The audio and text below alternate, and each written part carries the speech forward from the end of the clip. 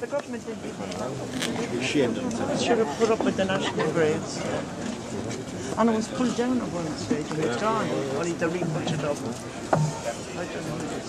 I'd like to thank everybody for attending here today. Most of you who will know me know that I fight on behalf of people who have been suppressed, who suffer in poverty, who've been evicted, who some people have taken their lives. The building behind me is only bricks and mortar, built on a foundation, just like this country is. Sadly, the foundation is crumbling. We have families throughout this country at the moment whose constitutional rights are being violated every day of the week. We have a constitution who these great men here gave their lives for.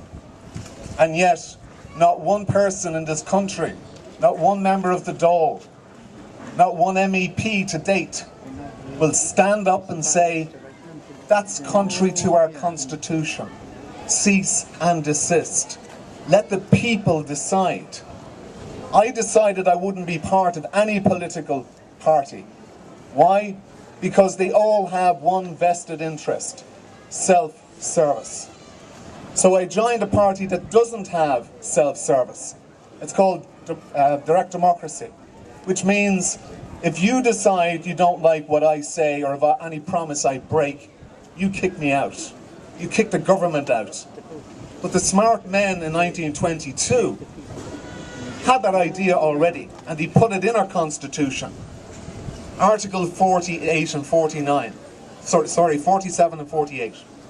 48 gave the people the right to kick out governments, to vote them out. And yet, on the very first formation in 1937, what was the first process? They took it out of the Constitution. Why? Because they were going to actually commit political suicide. Because they knew the people wouldn't stand for what the lies and deceit was going to be perpetrated on them. The building behind me stands for what we are. In 1978, I lied about my age when I worked around the Molly Malone's as an apprentice barman at 14. And then I worked on the 23 bus route that passed here. I remember 1978 when Wood Quay, when over 130,000 people decided they had enough of nepotism, cronyism, favouritism and self-serving governments, and their constitutional right was ignored. What does our constitution stand for when I've stood in the Supreme Court 7 times and stated that Article 40 of our Constitution of Equality is being ignored? Article 41 of the Family Home Act is being ignored. What does it mean when our Supreme Court judges ignore the constitution of the very country they say they stand to represent legally? We have numerous laws within Europe to protect buildings behind me.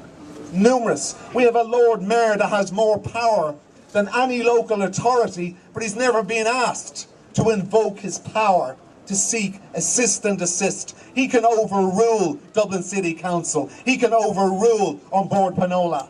And if you want to ensure that this building behind me is protected, that's the person you focus your attention on. And on a Friday, when you go to elect your councillors or your MEPs, ask yourself one question. Who do I want to represent me? Do I want somebody that will give me one token of water tax or property tax? That is only a small element to the problems we're in this country. I have taken the worst, most corrupt banking institution in Irish history to court for 4 years, and I won them. I took Nama's head counsel for 4 years, and I won him too. There is not one person in this country that could stand where I am and say that he's taken on the state and won. I've taken a constitutional challenge to stop the eviction of people in this country, like the brave men behind me and the brave women who actually gave their life to ensure that poverty, deprivation, homelessness was going to be eliminated. Don't allow it to be returned. Please vote for the appropriate candidate, but do not vote for Fianna Fáil, Fine Gael, Labour or the Green Party. Remember one thing, Fianna Fáil and Green Party put up a crucifix for this people. And Labour and Fine Gael have rammed the nails in their fucking hands for the last bloody 3 years. Thank you.